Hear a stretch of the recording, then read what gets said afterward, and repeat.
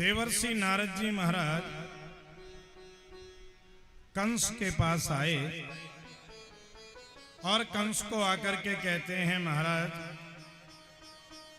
आपके साथ में बहुत बड़ा छल हो गया। कंस बोला, कैसे महाराज? अरे देखो, वृंदावन में जो नंद बाबा के पुत्र बने बैठे हैं ना, कृष्ण बलराम, वो नंद के पुत्र ना है, देवकी वसुदेव के पुत्र हैं। और वो जो कन्या आकाश को उड़ गई, वो कन्या देवकी के यहाँ नहीं, नंद पत्नी यशोदा के यहाँ पैदा हुई। राती रात में वसुदेव जी अदला बदली कर आए, तो तुम्हारे प्रधान शत्रु ये कृष्ण बलराम हैं। अजी जैसे ही नारद जी के द्वारा कंस को ये पता चला कि कृष्ण बलराम मेरे शत्रु हैं, तुरंत ढाल तलवार लेके खड़ा हो गया। ठीक है महाराज, मैं उनको जाके अभी मार देता हूं। नारद जी बोले, नारायण नारायण, अरे या छोटे से काम के लिए तुम खुद जाओगे तो कहा करें? अरे देख, तेरे पास भगवान शंकर का दिया हुआ धनुष है ना, तो एक काम करो, या धनुष को मेला लगवा दो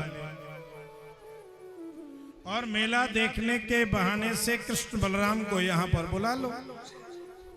किसी भी योद्धा को कह देना और यहीं पे मार देंगे। मैं तो तुम्हें सावधान करने को आया हूं।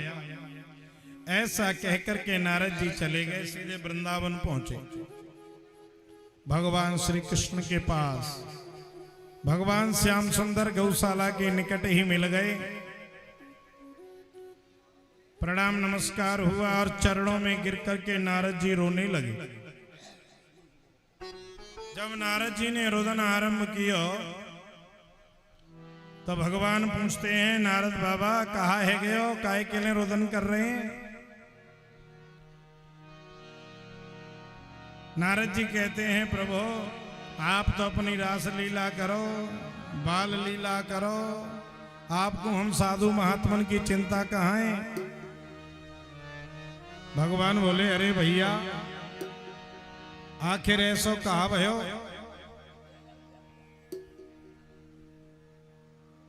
तो नारद जी बताते हैं, अरे प्रभु क्या आप कंस के अत्याचारों से परिचित नहीं है? प्रभु मैं इसको मरा हुआ देखना चाहता हूं, आप शीघ्र ही इसको मार दें। भगवान को हंसी आई, वाह नारद बाबा, मुझसे कह रहे हो कि कंस को मार दूं, और अभी अभी मामा कंस को क्या कह के आए हो कि हमें मार दे? नारद जी हाथ जोड़ के बोले, महाराज आप जानते हो मेरा स्वभाव ही कुछ ऐसा है, बाकी मैं काम वही करता हूं जिससे जगत का हित हो। भगवान कहते हैं, घबराओ नहीं, आपका कार्य शीघ्र ही हो जाएगा। सुखदेव जी कहते हैं, परीक्षित नारद जी के जाने के पश्चात कंस ने अक्रूर जी को बुलाया और अक्रूर जी को बुला करके समझाया, देखो आप हमारे बड़े हितैषी हो, आप हमारा एक काम करेंगे। कौन सा भला? देखो हमारे प्रधान शत्रु हैं कृष्ण और बलराम। हम धनुष का मेला लगवा रहे हैं, धनुष का मेला देखने के बहाने से उनको ले आओ और यहाँ पे हम किसी भी योद्धा से उनको मरवा देंगे। अब अक्रूर जी सोच रहे हैं, राम राम राम, या दुष्ट ने इस काम के लिए मुझे चुना है? लेकिन विचार कर रहे हैं, अगर